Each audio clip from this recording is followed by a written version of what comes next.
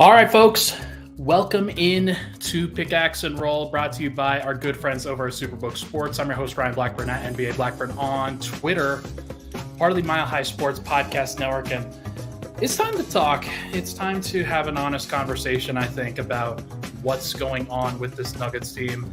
Things are not going well, and they're not feeling good.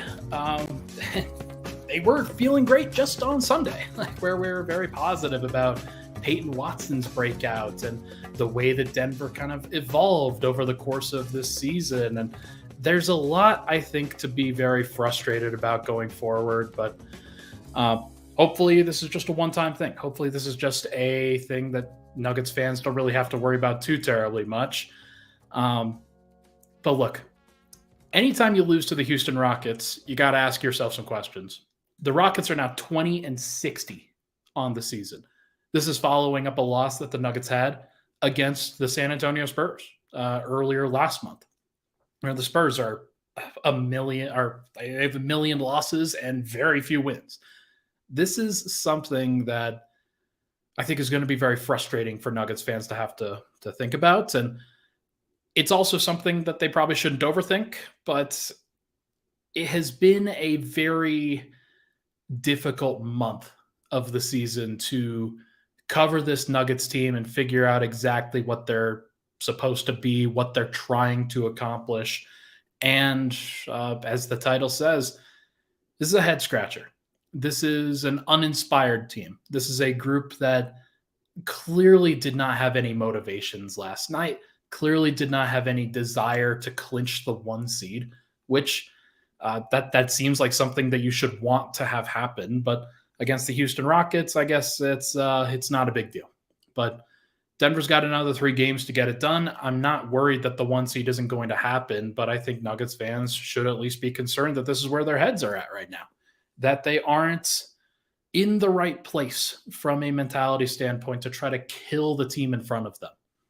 That's never been Denver's mentality. That's never been their desire. It has never been their willingness to actually put the hurting on a team, to play above their station, and to do more than what is asked of them on any consistent basis. It is a frustrating identity mark of this team. But the thing is that they've always played to their competition. It has never been a situation where they're the Memphis Grizzlies or the Golden State Warriors or the Phoenix Suns, where if they get just a breath of life against a team, they're going to squeeze that out of the opposition just to put them in, just to put those teams on their heels and have 30-point wins and 40-point wins and 50-point wins. The Nuggets don't have that. They don't have that as part of their repertoire. And I think one of the reasons is that they're just not very hungry for these wins. They don't feel like they have anything to prove. And we're going to find out. We are going to find out real quick whether this is going to be something that the Nuggets have to be concerned about or not. But the urgency to claim the 1 seed last night clearly did not exist. I'm not going to spend too much time talking about the logistics of the game because I don't think that they matter that much. But one thing that really does stand out was the 20 turnovers. It stands out because Denver was jogging up and down the court for the entire first quarter, trying to get into the flow of things, not really pushing the pace too hard, not really locked in with what their principles are supposed to be. And they had an opportunity with the way that the Rockets kind of showed up at the beginning of that game to be up by 20 after the first, to put that game away and not be playing with their food. But they played with their food. And they did not operate like a championship team is supposed to operate, which is lock in, put the hurt on a really bad team, and win the game in the first half. And as a result of that messing around, Denver stuck around with the Rockets. They stuck around with the Rockets, and then the Rockets were only down 3 at the half, and their effort got better as the game went along, and Denver's effort somehow got worse. And 20 turnovers is horrible. And Denver should honestly feel atrociously bad about the way that they played. But the one that I think Nuggets fans are at least a little bit like that they should be concerned about is the way that Nikola Jokic played in his return. Independent of the fact that Jokic clearly lost the MVP last night with the way that he performed against the Houston Rockets with 8 turnovers versus the way that Joel Embiid performed in a very high pressure situation against the Boston Celtics on national TV, putting up 52 points on 20 of 25 from the field. And Jokic was unbothered and uncaring and apathetic and clearly not focused on what the Nuggets needed to do. It was so bad in that fourth quarter that Michael Malone benched him after 3 minutes. He came in at the 5:35 or the 8:35 mark and exited at about 5.5. It was that bad. And it's not usually that bad. I don't want to be the full Debbie Downer here, but this is the time where you take cues from your best player on how hard you're supposed to go, on what the mentality is supposed to be, what level of professionalism you're supposed to bring. And I've heard a lot about Jokic's level of professionalism in the locker room, his ability to go about things as he should every single day. But this is one where Denver clearly needed a kick in the pants. They clearly needed something to get them out of that emotional funk. And if anything, Jokic dragged them back down into it. Jamal Murray exited, and we'll talk about him in just a bit, but Jamal Murray exited, and he's usually the guy that I think brings more of that attitude, brings more of that angriness about just how he's supposed to be doing it, and how the team is supposed to be going. Jokic doesn't bring that. He tries to approach the game every single way that he possibly can, and he'll raise the intensity in the playoffs. I have zero doubt about that. We'll get to that in just a bit here, but against the Houston Rockets, these are games that Denver is liable to lose when the team just doesn't really care, and the team doesn't really want to focus in on those detailed aspects. And they clearly did. They had no desire to do that last night, and I think Jokic was the guy that they took their cues from. He had 8 turnovers in the game, only 14 points, and he started off the game with, I think, 8 points in the first quarter, so there's no reason why he should have finished with 14. He's going up against Alperen Şengün. He's going up against a really horrible Rockets defense, and that is not the way that a leader should lead, in my opinion. And I do think that when Jamal Murray exits with a right thumb sprain. He was questionable to return. I feel pretty confident that this was a precautionary thing where he was just feeling a little bit of excessive pain. That'll go away in the coming weeks. It's not going to be as big of a deal. And Jamal has played well through it, I think, in general. But him exiting with 9 minutes after in the early second quarter, 9 total minutes that he played. The team was a +7 in his minutes. He had 2 points, 4 assists.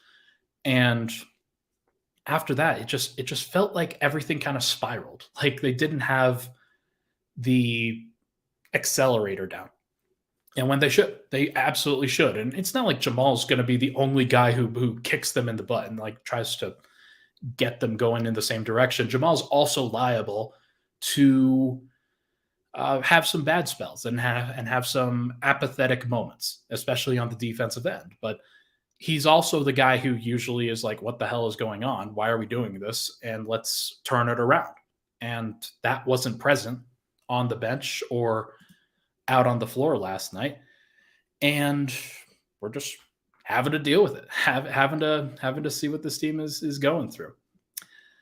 I think that Jamal's fine, though. I think that he's going to be okay. There's no like with Jokic, it was always more of a precautionary thing from the injury standpoint, but it doesn't exactly feel great about where Denver stands. And Nuggets fans are scratching their heads on who they can trust right now. Because if you can't trust Jokic and you can't trust Murray to be out there, and you can't trust Michael Porter, who he was initially having a decent game, but in the end, he shot 40% from the field and 40% from 3 and had 23 points on 20 shots. So it's not like he was great.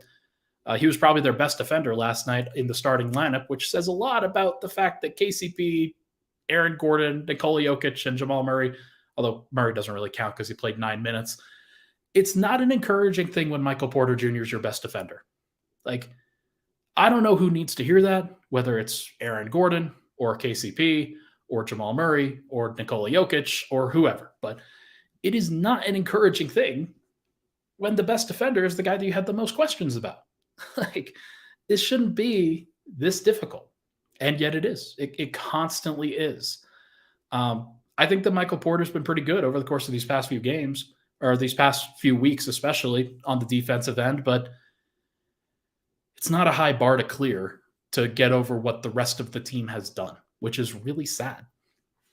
Aaron Gordon still doesn't look right. I thought that he would be better in general, but he just hasn't been. KCP is now missing a whole heck of a lot of shots. I'm going to share some stats in the second segment that I think will have people at least a little bit alarmed like they did me. And then you get into the bench. Bench looked good in the first half.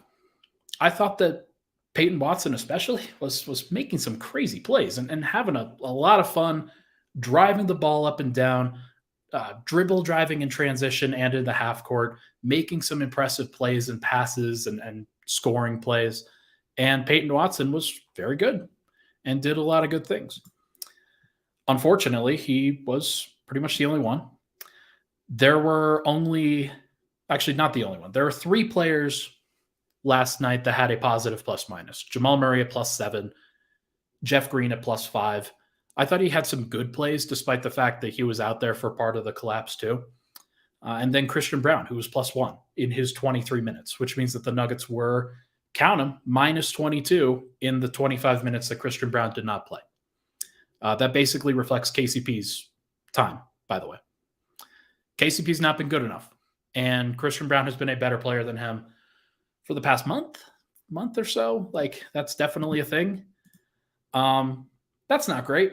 That's not a great apple cart to upset because you're always going to close with KCP if you're defaulting to what Michael Malone wants to do. But if KCP's not bringing it and Bruce Brown has to be out there for Michael Porter Jr. and like in certain defensive situations that the Nuggets want to hit, then you're going to be running into some other issues with the fact that some guys on the bench are actually playing better than the starters right now.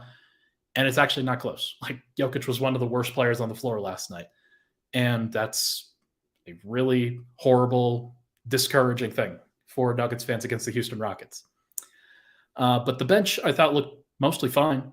Peyton Watson, like I said, he was a -7. Part of that came in the deep garbage time. Like, Vlatko Čančar came in during garbage time, was a -6. Peyton Watson was also out there during that stretch, so he was a -7. So -1 in the non-garbage time minutes. But there's still a lot I think that Nuggets fans could be concerned about. Bruce Brown, 3 steals and 3 blocks. Like, that's awesome. That is fantastic defensive production. And he did hit 2 of 5 threes, but the 2 threes that he hit he went 2 of 2 at one point and then just kept shooting. And the rest of the shots weren't helpful. Like, they were shots that I was very much questioning that Bruce Brown should not be taking. Like, he should never have 5 threes in a game. That's not how it should be. Reggie Jackson was out there for 14 minutes, was a -10. And the defense that Reggie plays is abhorrent. That is a really stressful aspect of Denver's championship hopes, by the way, is that they've gotten nothing from Reggie Jackson and Thomas Bryant. The 2 guys that they traded for or signed in Reggie's case, the guy that they gave up Bones Highland for, and they don't really have the X factors off the bench now, unless you're counting Peyton Watson. There's not a lot of juice on that bench, especially from a scoring standpoint, and Peyton Watson's not going to be a scorer. So Denver's struggling, guys. Like, they are trying to figure out a lot of things over the course of this post-All-Star break schedule, or maybe they're not trying to figure them out. Maybe this is something where they've been telling us this entire time, that they've been fine and that just get till the playoffs, wait till the playoffs, and then they'll turn it up. I just have more concerns about that. I have more concerns and some new concerns that have popped up over the course of these last 6 weeks or so in the post-All-Star break schedule. Enough, I think, to have a full segment on why I'm now very concerned about the offense, which that sucks. That's just a horrible place to be. So, all right, here we go. Let's take a break. When we come back, we are going to discuss the offensive concerns that I'm starting to have because that's cool. We'll be right back. But first, this podcast, as you guys know, it's brought to you by our good friends over at Superbook Sports. Baseball is back, and the push for the postseason is here for hockey and hoops, as you guys know. Make it all count this spring with Superbook. Superbook Sports is the best wagering app around and a direct line to the experienced bookmakers behind the counter in Las Vegas. Plus, get a $250 bonus when you sign up, deposit, and wager in the same day. Don't let spring pass you by without winning money with Superbook Sports. Visit superbook.com for terms and conditions. Gambling problem, call 1-800-522-4700. We'll be right back and Pickaxe and Roll.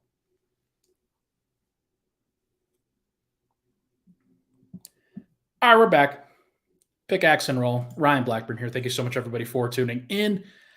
I don't like being the doom and gloom guy. I've over the last month, for the most part, I feel like I've been pretty good when it comes to getting everybody to look past the 4-game losing streaks, look back everything that's been going on behind the scenes of like, oh man, wish a certain player was playing more, wish there was a certain rotation that was happening. There's some health questions. I've mostly been the guy that's like, okay, wait until the playoffs. They're going to be fine. They've proven enough to me. And then I looked at the numbers today, and I had some concerns. I have enough concerns now that I think Denver and Nuggets fans should be concerned too. I did not think that the defensive rating would be higher than the offensive rating post All-Star break. It is. The Nuggets are 18th in offensive rating and 14th in defensive rating after the All-Star break right now. And while that's not the most important thing from a title standpoint where, oh man, everybody was focused on the Nuggets defense not being good enough, the defense hasn't really changed. Their effort has waxed and waned during the post All-Star break schedule, but when they've had to lock in, they have. The problem is that Denver is 18th in offensive rating post All-Star break right now, and it's a massive drop-off from where they were in comparison to the rest of the league. The top offenses right now in the NBA, I think Philly is at the top, and they're averaging like 123 points per 100 possessions post All-Star break, which is nuts. But what that tells me is that they are peaking. They are peaking and finding their levels at the right time. And the Nuggets are valleying. What is the opposite of peaking on the offensive end? It is getting out of rhythm. It is not knowing what you're supposed to go to. It is finding problems that you didn't realize existed and then having to rectify them on the fly. And there are 3 games left in the season. That's bad. That is a really, really bad sign. And it's frustrating to me because as somebody who has talked about how great the offense is, how fantastic Jokic is, and the starting lineup, that's a definite issue. The starters are going to be mostly okay. The bench has been brutal when it comes to actually performing offense. With Jokic on the floor, let me just see if I can find this number again. I don't know. I looked up other lineup data that I'll be sharing soon. Basically, with Jokic on the floor, the Nuggets are still at a 120 offensive rating. But when he's off the floor, the Nuggets are at like 99. It's not good enough. I've had back and forths with various people, both good and bad, on how the team has not been good enough without Jokic on the floor. And the problem is that they are so reliant on that play style right now that it is really difficult in game to kind of go from playing Jokic style ball to non-Jokic style ball. And Denver's had to navigate that, and they've had some good moments with it, like in the Golden State game, and they've had some really bad moments with it, like against New Orleans. Both of those games count the same. It's not like one counts more than the other. I do think that there's a little bit of, like, obviously it's a little bit of doom and gloom because Denver's going to have Jokic on the floor for much of this time. They're not going to be, like, they're going to survive during the non-Jokic minutes because there aren't going to be a ton of them. But if it completely craters and they have, like, I don't know, if there are stretches in the playoffs where they score 2 points across 6 minutes of non-Jokic time, that could be the difference between a win and a loss. And Denver's got to figure that out. They're probably going to have to throw a bunch of resources at it, which means Jamal Murray, Michael Porter Jr., maybe Aaron Gordon at the 5. They're going to have a lot of these lineups that are staggered. And we've been calling for that in the regular season a little bit more to try to survive it. But I understand why Michael Malone hasn't gone to that, because you got to be able to trust somebody off your bench. You got to be able to find other people that can do things. But Denver hasn't really found that rhythm. They haven't found anything that I feel very comfortable with saying that Denver's going to be okay in those minutes. So we're going to see. We're going to see what it ultimately turns into and what these lineups are going to look like in the playoffs. But here are some other tangible things, some other actual stats things. The Nuggets are down to 23rd in three-point percentage post All-Star break. Bottom 10, there have been some major times where they've shot the ball like shit over the course of this last week, especially this last week and a half. And it hasn't just been a this week problem. There have been games where they've shot really well. Like, I remember the Cleveland game right after the All-Star break where they had like 19 of 35 from three. Just an incredible three-point shooting display. And you had Michael Porter shooting well, Jamal Murray shooting well, and at that time, KCP shooting well. The problem is that KCP has not been shooting well over the course of the stretch. And he is a player that they are going to have to rely upon. The teams are going to dare to beat them in a lot of these moments where they're not going to give him enough space where he can just like set up camp on the perimeter, but they're going to give him enough space where if he doesn't shoot the basketball, then it's actually ruining the offense. So it's balancing between, hey, am I going to be just a little uncomfortable taking this shot? And especially if I'm 0 of 3 on the last 3 shots that I took, or am I going to continue to let it fly because I'm a really good three-point shooter? KCP hasn't been a really good three-point shooter over the course of these last 6 weeks. And guys go through slumps. There's no doubt about it. But it feels like the rest of the team has gone through a slump too. I mean, remember back to the New Orleans game. The team outside of Jamal Murray shot 0 of 18. Michael Porter is liable at times to go through these slumps too. He shot 6 of 15 from the three-point line last night, and he missed a whole bunch of wide open threes. Like, there were a lot of them. And he got a lot because they generated a lot, and that's the mostly important thing. I think he's a good enough three-point shooter, borderline great three-point shooter. Probably is a great three-point shooter in general, where you just have to trust that. If you can't trust that, then you're never going to win a title. There's no doubt in my mind. But it's not Murray, Porter, and Jokic, although Jokic looked horrible shooting the basketball from the perimeter last night. I think he'll be fine overall. It's not those guys that I'm really that concerned about. It's the role players, especially the primary role players. KCP's down to 60th percentile in his spot-up efficiency. And what that means is it's either the shots that he's going to shoot off the catch from 3, or it's the, hey, I'm going to catch it, somebody blows by me, and I'm going to drive right to the mid-range pull-up or all the way to the rim. Those are all included in the spot-up discussion. And KCP has been good, but he was elite. And the fact that he's only good now, I think teams are going to keep putting pressure on that and seeing if he can have a good game versus a great game in a lot of these times. And if that's the case, and if that's where it comes down to, then Denver's going to lose some games at some point. But Bruce Brown being 32nd percentile, Aaron Gordon being 21st percentile, those aren't really surprising if you've watched the team over the course of these last few months. but it's not exactly encouraging. That's for sure. Teams are going to dare those guys to shoot. They're going to dare Bruce Brown to shoot. And Bruce is a very proud dude. He is not going to stop shooting unless he's explicitly told not to, that he has like a yellow light, basically, as opposed to a green light. He's had a green light pretty much the entire year, as has Aaron Gordon. But those guys, they're going to have to start picking and choosing their spots a little bit better. And the fact that it's now coming down to this, where Denver's actual three-point shooting is really taking a hit because of those guys specifically, that's not great. Because they're probably they're very important pieces. They're probably the fourth and sixth most important people on the team, respectively. And that's a really tough thing. Next, Denver's 21st in free throw rate on the season and 26th in free throw percentage. They are not getting help from the free throw line in comparison to some of these other teams.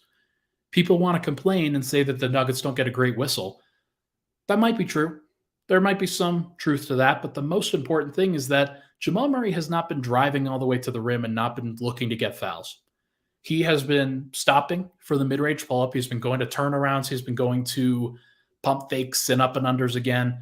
He has been less physical with his drives.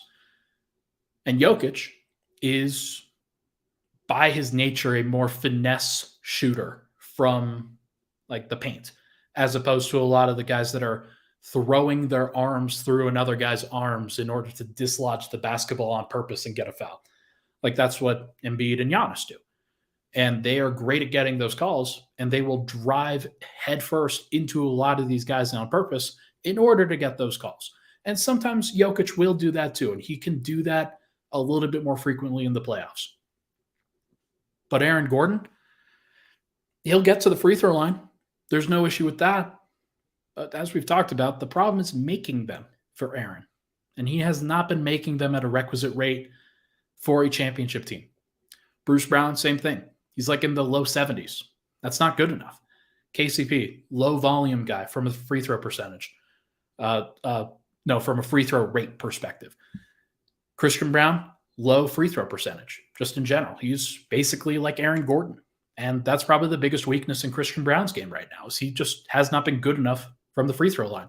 Friend of the program, I hate criticizing the dude, but like that is a pretty big weakness in his game right now.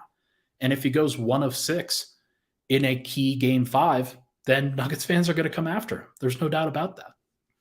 So it's tough. It is a tough place to be.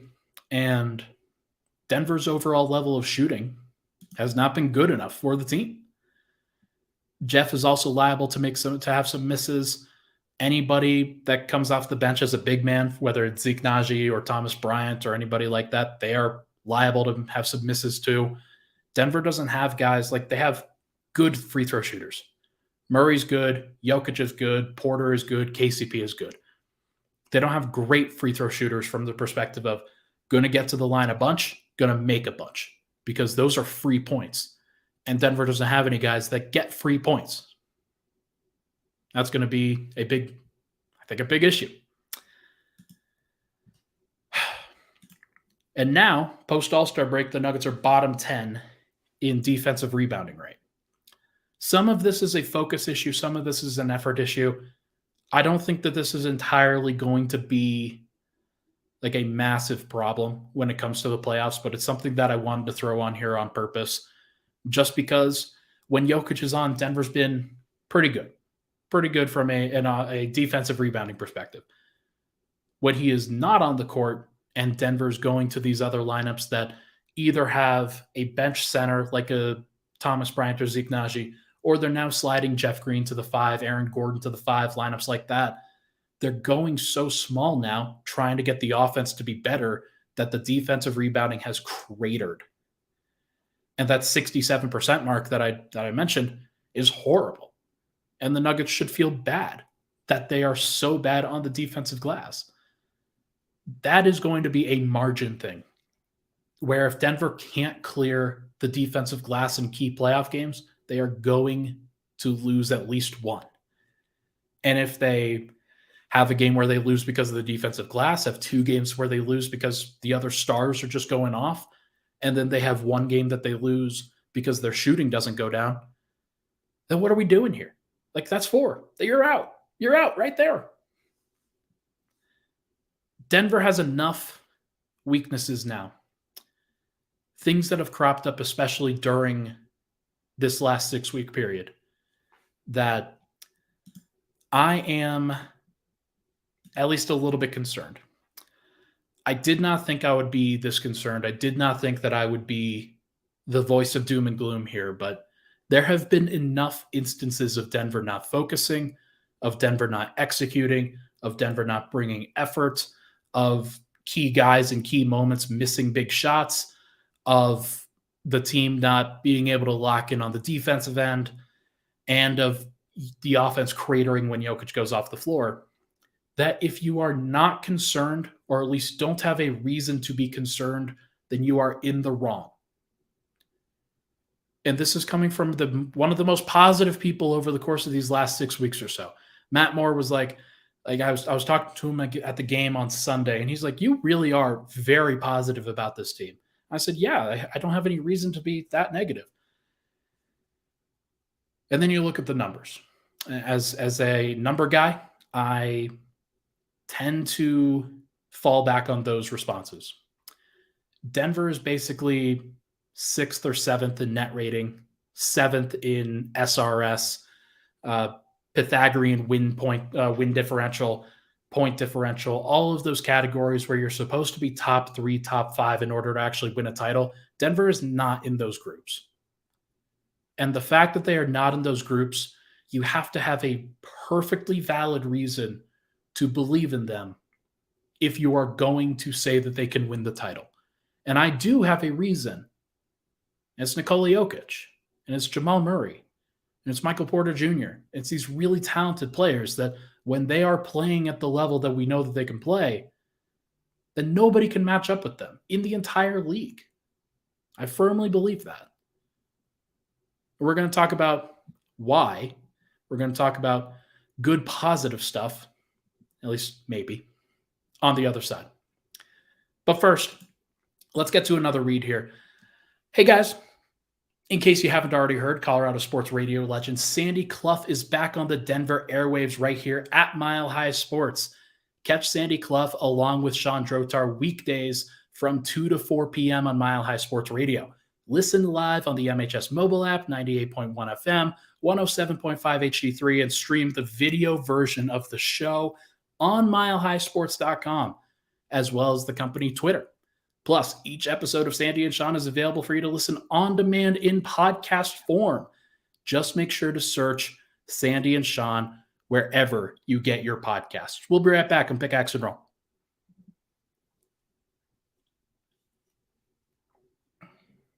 All right. Final segment, Pickaxe and Roll. Thank you so much, everybody, for tuning in. It's tough. It's tough. I'm being a Debbie Downer. I know some people like this from me. Some people don't. I do my best to give everybody what they're looking for, but I also don't want to cater my coverage to how people are always feeling at the time, because there are some things that just needs to be said. And I think that needed to be said. I think that there's a lot of numbers there that are pretty disgraceful from a Nuggets competitive perspective. And it's tough. So make sure to give it a like. Make sure to hang out in the chat for everybody that's hanging out. I really do appreciate you. It's a weird time for us to podcast. I know it's 1:36 in the afternoon, but I do appreciate all the love and support on this show. Make sure to give it a like. Make sure to give those ratings and reviews on the Apple podcast side as well. We are so close to 200. I would really love to see that get up over that 200 number. So if you haven't already, that would mean the world. All right. Let's refocus. Let's bring it down just a little bit. 3 games left. You have 2 more on the road in this 3-game road trip that Denver's been on.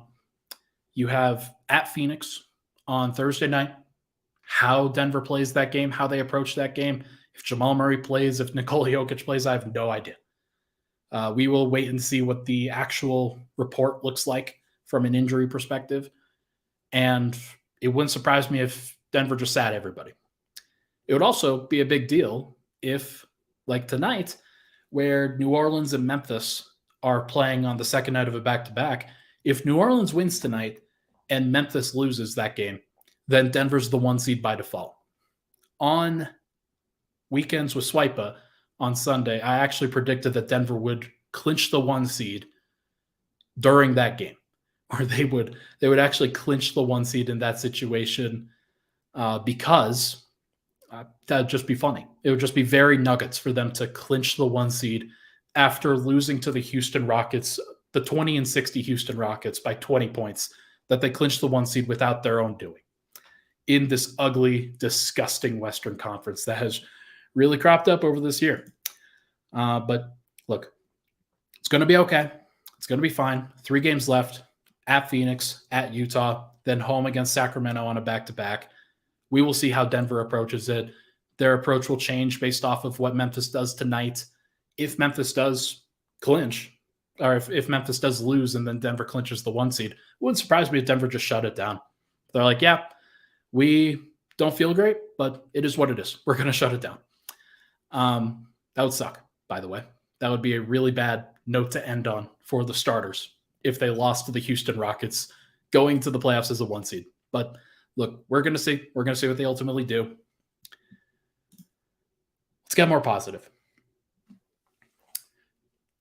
Why can the Nuggets actually win a title? I want you to drop your comments in the comments section, and I'll have Michael pull some up if he can. If you guys are as positive as I am from a reason of, hey, why can they actually win? What is the reason why Denver can win? I've said it at the beginning or at the end of last segment. I said, yeah, you can absolutely win because of Nikola Jokić, because of Jamal Murray, because of Michael Porter Jr., because Denver has talent. They have extensive talent. And those guys, if they play like stars when everything matters, then there's no reason to completely hate. Like, there's no reason to completely dispel the narrative that they could win. J.K. Walrus says same thing. Jokić, Murray, and a reaching his potential Michael Porter Jr. We can criticize. We can absolutely criticize and say, yeah, you didn't play the way that you're supposed to. But there's no doubt that over the course of the season, Nikola Jokić, Jamal Murray, Michael Porter Jr., I think those guys have mostly reached or exceeded expectations with what they're supposed to do. So that's an exciting prospect here. Let's see.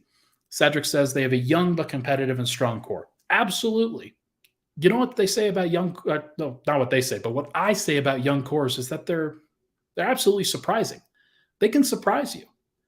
They can do a whole bunch of different stuff and a whole bunch of stuff that you didn't really expect. There's absolutely a possibility that Jokić just breaks out and has 32, 13, and 7. And Michael Talley says, because Jokić is the best player in the league. Absolutely. There's no doubt in my mind that they can do it. There's no doubt.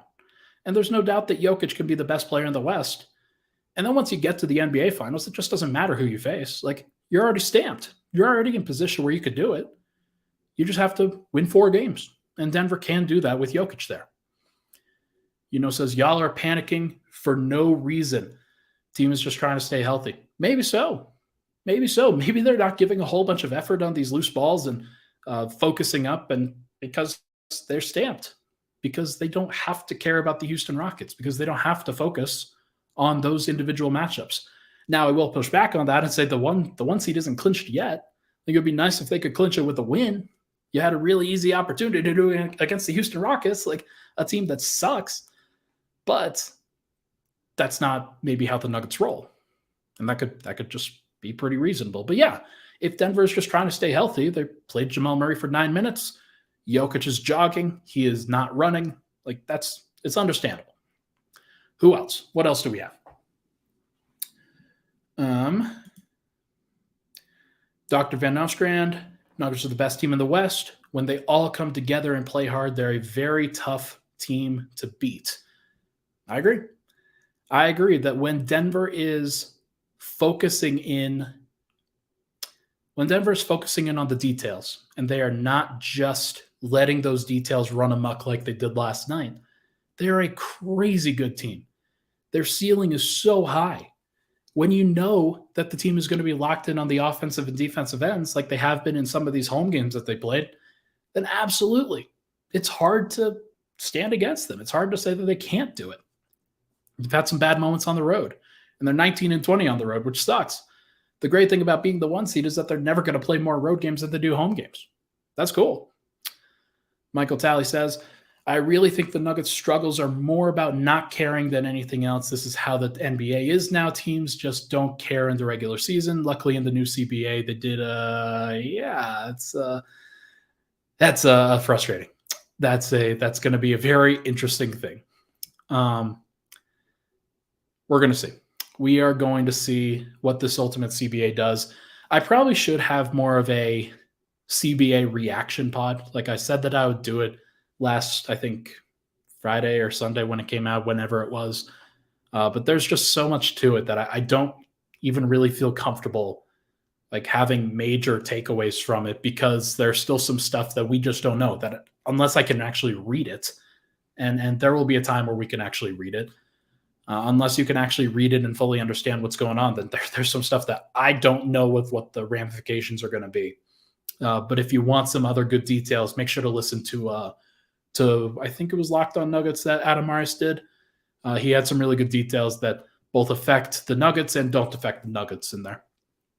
5555-ish says maybe Jokic is big braining, tank his MVP odds while also getting the 1 seed. That'd be great. That'd be great. I got to tell you, I definitely started caring more about the MVP award based off of what Joel Embiid said and what Kirk Goldsberry wrote about Jokic's defense. Like I certainly cared more about it then than I did at any other point, really, because there was clearly a hit put out on Jokic's MVP odds, and Jokic was like, all right, cool. I will bow out at that point. And I think he did bow out last night, respectfully. It was like, I don't have a lot of other reasons to believe that he just wasn't that focused. Like he clearly, some of the turnovers that he made where he was just dribbling the ball and then just dribbled the ball outside of his frame and just kind of lost it. It was very uncharacteristic for Joker. But yeah, MVP will go to Embiid now after the way that he played. And I hope he's ready for the fact that if you don't make it to the Eastern Conference Finals, that there's going to be a lot of hate. Doesn't make it to the East Finals. Absolutely. It's going to be pretty disgusting from a hating standpoint. But honestly, Embiid's more likable than Jokic in the general public, I think. I think a lot of people like Embiid more.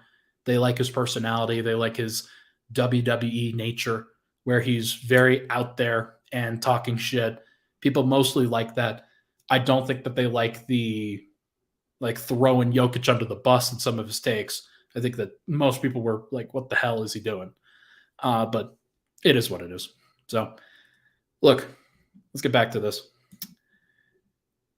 I think that the intensity for Denver has to pick up. It will be better in a playoffs. It will be better and more focused in a playoff environment where Denver knows that if they lose, they are out, that their season is over. They are very competitive. They want this. They've gone through all of the ups and downs over the course of these last 3 seasons to try to make it to this moment. There's a lot that they've had to go through. And I can understand not being focused on the Houston Rockets. I can. It's just an aggregate where you're doing this every time that it's not super encouraging. But I do remember the last time NBA analysts were talking about the Nuggets' viability in the Western Conference playoff picture, one of the things that they brought up during the 2019-20 season was how Denver's record against sub-500 teams was actually crap. It wasn't good enough. They had so many of these bad wins, especially at home, where they just didn't really focus up. And it sounds familiar. It sounds familiar for this year. But then Denver went on and made it to the Western Conference Finals in the bubble. So it is always more nuanced than that. It is never just a cut and dry thing where because they can't focus up in those moments, they can't focus up in the playoffs. Of course they can. They're not going to play the Houston Rockets in the playoffs. They're going to play somebody way better. For a lot of people, that reasoning says that they probably won't be able to focus up against those teams either. For me, I've never thought that. I've always thought that you always will play your best when you're challenged. And Denver does play their best when they're challenged. That has, I think, borne out over the course of these last few weeks, last few years even. The role players are going to have to fill their roles better. There's no doubt about it that Aaron Gordon has not filled his role to the best of his ability. KCP has not been good enough. Bruce Brown, he has been better over the course of these last few weeks or so, but there are still some moments where I scratch my head at like some of the decisions that he makes from a shooting perspective, from a driving perspective, from a defense perspective, from an effort standpoint. There are still some things where I'm very confused about with Bruce.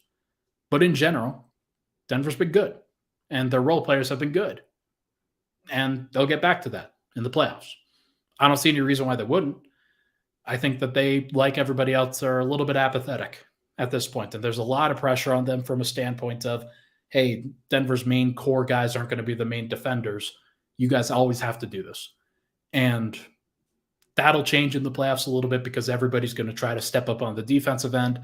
But I can understand in the interim why the role players are not super focused on covering up for everybody else's mistakes. Two other things. Denver's worst three-man trios this season from a plus-minus perspective. Jamal Murray, Bruce Brown, and Jeff Green are the leaders at minus 89 in 293 minutes. That lineup hasn't really worked, and it's gone through different iterations, whether it was Bones Highland at the beginning of the season, Christian Brown and Zeke Naji, more Christian Brown later, Thomas Bryant. There's some other staggers at some points that happen, but most of the time it's just Jamal Murray with different configurations from the bench. Bruce and Jeff have been the most consistent there, and they've also been the worst. So Denver needs more spacing. They need more athleticism. They need more of just about everything with that particular group. And they need another guy that they can really trust in those moments. I don't think it's going to be Bruce from like the second option offensively perspective. I think Jamal's going to have to step up and he's going to have to be his best version of himself. And then Denver's other guys are going to have to find some efficiency. One of the great things about the bubble when they were out there was because Michael Porter was playing the 4, Mason Plumlee was at the 5, and then Jamal Murray was at the 2 next to Monte Morris at the 1. So Denver had kind of a structure there that they could go dual pick and roll with either of those guys. A lot of the times it just ended up being Murray because he was so good. But Denver doesn't really have that. And they don't have another option that you can go to other than Murray right now and feel really good. So they're going to have to find that.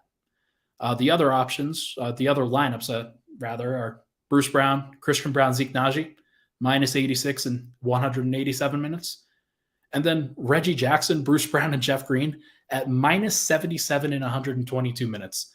That is horrible. Like that is really discouraging from a Reggie Jackson perspective. So Denver, they're probably not going to be able to count on him. They're probably not going to be able to count on some of these guys that they had grown to like over the course of this time. Maybe Peyton Watson is a guy that you can trust. Maybe Christian Brown over Bruce Brown is the guy that you have to trust. Maybe staggering Michael Porter and Jamal Murray is the thing that they have to do. Maybe it's Aaron Gordon at the 5. But the fact that I have no flippin' idea what they're going to do in the playoffs is really discouraging. Like, I should know. I run the lineups. I do the rotations for the Nuggets. Like, I do the rotations for Nuggets Twitter, basically. Like, you see all my rotation charts. You see what I'm trying to figure out. I've got some stuff behind the scenes that I'm cooking up that I'm going to share during the play-in tournament week that Nuggets fans will want to see from a rotation standpoint. However, I have no damn idea what it's going to look like in the playoffs. I don't. And that's going to be a very, very important detail for when Jokic is not on the court, because he can't play 40 minutes every game. He's going to have to play 36 some games. He's going to have to play 32 some games because of foul trouble. There's going to be a lot. He might roll an ankle. Knock on wood. You don't want that, but there's a lot to at least be concerned about. So, look, Denver's going to have to cut out the bad stuff. They're going to have to solve the problems. They're going to have to be proactive. They can't get behind the 8 ball. They can't let this fester. These losses have piled up enough. Denver's 52-27, and they should probably be 55-24. If we're being honest, maybe even better than that. There are too many losses where you go up against San Antonio, you go up against Houston, you lose a bad game at home to, I don't know, pick a team. The Detroit Pistons. We'll say those 3 games where 3 teams that are clearly tanking. Like, you've lost 3 games to Detroit, Houston, and San Antonio. Denver's got to be better than that. It shows a lack of focus in key moments. And maybe it's not key moments. Maybe that's the disconnect here. But they are going to have to solve the problems better. And even if it's an easy problem, like just playing harder, they're going to have to deliver on that. And it can't just be playing harder and then losing out your execution. It can't just be getting your execution and then not making shots. It can't just be making mental mistakes. Like, Denver's got to tie it all together. If they don't, they're going to be in a world of hurt. But I think that they have the capability to do that. I do think that this team is a contender. There's no doubt in my mind that they are. It's between them and Phoenix, I think, that one of those teams is probably coming out of the West. Maybe Golden State, given that they're getting Andrew Wiggins back. Maybe Memphis, given that they're still the 2 seed and that they have a pretty good opportunity in that bracket. Maybe it's the Lakers, who they might be the 6th seed now, and they're going to be in a pretty easy bracket themselves. And you're going to be looking up if you're the Nuggets, and even if you get through whoever they face in the first round and then maybe the Suns in the second round, you might have to play LeBron James and Anthony Davis in the Western Conference Finals and kind of rehash that old thing from the bubble. And that team might be rolling at that point. And that's kind of a scary prospect. And as somebody who has dispelled all those narratives that the Nuggets could actually lose to the Lakers, I'm starting to lose some of that faith because Denver has kind of kicked me in the teeth a little bit from a actual perspective of confidence. So, but look, Denver can get through this. They can. And they probably will. If I'm being honest, they have the best odds of anybody, or at least should have the best odds of anybody in the West because of what they've done at home, because of what they do when Jokic is out there, and because they have enough guys that they can mix and match in those other lineups that they can get through it. There's no doubt in my mind. But don't mistake it on the fact that the Nuggets are stamped. They're not. They could lose in the first round. They could lose in the second round. They could lose in the Western Conference Finals. Even if they get through the Suns, there's no doubt they could lose in the Western Conference Finals. And that's to say, if you get to the NBA Finals, you're probably going to have to face a team that's better than you. Because the Bucks, the Celtics, they're better. The Sixers certainly have a better net rating, certainly playing better. Don't know if they actually are, but Denver's probably going to have to play a team that's better than them in the finals, even if they get there. And there's no guarantee that they do that either. So there have been enough issues over the course of these last 6 weeks that I can't make them a favorite or anywhere close to it. And I was the very positive person on all of their odds. So look, they can turn it around. They can clinch the one here real soon. They're going to rest. They're going to have an extended rest time during the play-in tournament. But you better believe that if they don't come out and say go time in game 1 of the Western Conference first round, I'm going to be pretty disappointed with that. And there will be ramifications. And it might involve firings, trades, and a lot of defense of Nikola Jokić that is really hard for the leg to stand on when it comes to him actually being the best player or a player that you can win a title with. That's a frustrating thing. On that glorious note, everybody, that is going to do it for this episode of Pickaxe and Roll, brought to you by our good friends at Superbook Sports. Thank you so much, everybody, for tuning in to the show. Make sure to leave a like on this particular episode. Michael, can you hit that outro music for me? The actual outro music, please. I am sorry. I'm sorry about the distortion for the audio. I'm sure you probably heard me talk through a bubble there. That is on the StreamYard side. We are trying to figure it out. Oh, did it sound good this time? Michael says that he gave me the 2 thumbs up. It sounds good. It look, we're gonna get through it, folks. We're gonna have a good time. Make sure to leave a like on the show. I promise that if the Nuggets play better, I will bring a better energy on this next podcast after Thursday night when Denver plays the Phoenix Suns. On the undefeated Phoenix Suns when Kevin Durant is out there. We'll see what happens.